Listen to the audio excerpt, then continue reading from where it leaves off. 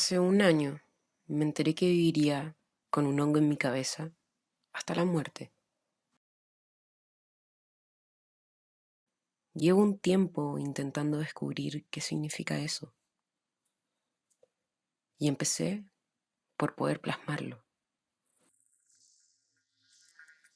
Algo así me lo imagino, cómo esta enfermedad vive y se expande dentro de mí. Pero no me basta con imaginarlo para dejar de temerle. Por eso busco a otros enfermos crónicos, fibrosis quística, esclerosis múltiple, fibromialgia. Yo encuadro la cámara y ellos intervienen en sus radiografías. El primer síntoma fue que un día yo me quedé dormida en mi oficina. Extrañísimo, porque jamás. A pesar de que uno le pueden decir inicialmente que se trata de tal o cual enfermedad, a uno le están hablando en chino. Ya como las 12 pasa una doctora, después de haberme hecho TAC, radiografía, y me dice, tus pulmones parecen como de fibrosis quística. Veo lo que es fibrosis quística y dice, enfermedad genética degenerativa y expectativa de vida en Canadá, 35 años. Yo tenía 25, me quedan 10 años. Te llevan a 1000 médicos. Entonces, ¿qué pasa? Que dicen, esto es fibromialgia, por descarte. Con una simplicidad, diría yo, que llegaba a incomodar, que molestaba. O sea, creo que esos son como los momentos en que tú recién sientes como algo de rabia. Esta cuestión me pasó a mí en los primeros episodios. Es cuando yo tenía como 24 años o algo así. Ahora tengo 61 casi. Ha pasado toda una vida. Entonces tú empezás a tomar así como, me falta tanto por hacer. Así como, tengo que terminar la U, tengo que tener hijos, tengo que viajar, jugar con tus gatos, tus perros, lo que sea, y es todo con tiempo. Y tener una enfermedad te retrasa los tiempos. En un punto del diagnóstico, dejé de creer en los médicos, quizás también como ellos. Estaba frente a una de mis resonancias y me dijeron, esto es cáncer. Estaba mi papá y mi mamá al lado. Tenía 17 años y de repente todo se dio vuelta. De repente, de la nada, me duele el pecho donde yo sé que está muerto. No, no es un dolor melancólico, no, es físico, duele. Yo siempre lo he dicho así. Cuando a ti te duele la guata o te duele un músculo, te quedas quieto, te tomas una agüita de hierba y ya, se te va a pasar. Eventualmente se te va a pasar. Cuando a uno le duele respirar, tú no podés dejar de respirar para que te deje de doler. Entonces es desesperante. Dibujar el dolor. Muy difícil, es todo. Mis dolores eran como que te ponían electricidad en diferentes partes del cuerpo. Entonces me desgastaba físicamente y emocionalmente más que nada. Porque es algo tan silencioso.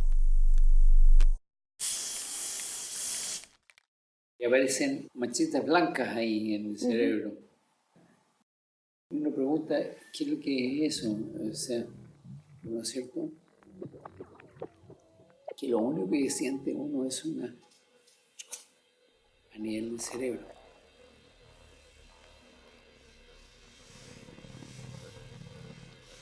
El derecho al que tengo más muertos. Que supongo que es ese. El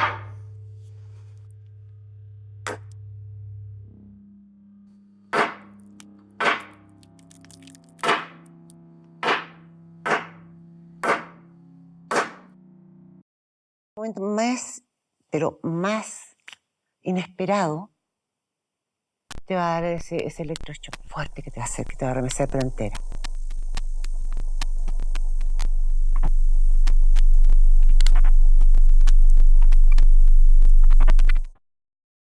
Perdí mi olfato en la primera cirugía.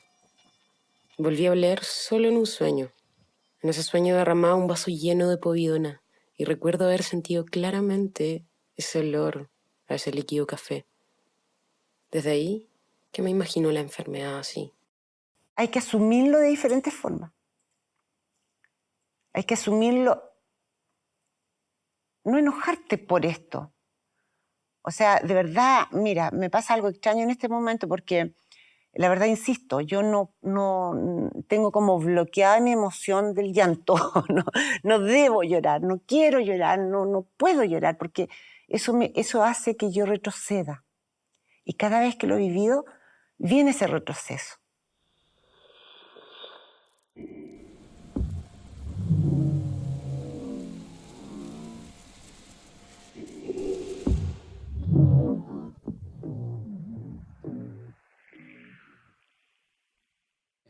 Me llegó a preguntar si es que estoy hablando incoherencia o estoy siendo cuerdo, en que tiene que ser, no sé,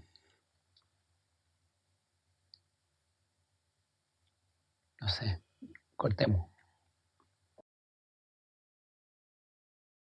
Mira, si me hubiera preguntado hace un año, yo hubiera dicho, ojalá me aplaste un camión. Prefería no gastar la plata al trasplante y que alguien me matara de una, porque yo tampoco tenía el valor de matarme, nunca.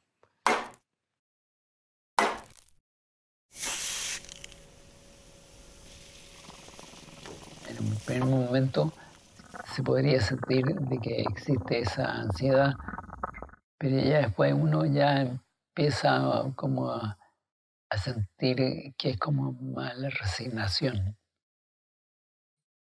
Desde algún momento, no sé que si a los 30, a los 40 o a los 50, ya viene la etapa de la resignación. A lo mejor es un error. Es otro de los tantos errores que uno puede cometer. Pero hoy día creo que todavía queda algo de vida y el algo puede ser harto o puede ser poco, pero pero necesito estar bien, estar como tú me estás viendo hoy día. La línea que existe entre lo que es el ahora y el otro, la parte desconocida, que nosotros en el momento que nos vamos a morir o que no vamos ya a estar en el otro lado, ¿no es cierto? Esa línea es tan tenue. He tenido la suerte de que estoy aquí, no estoy allá.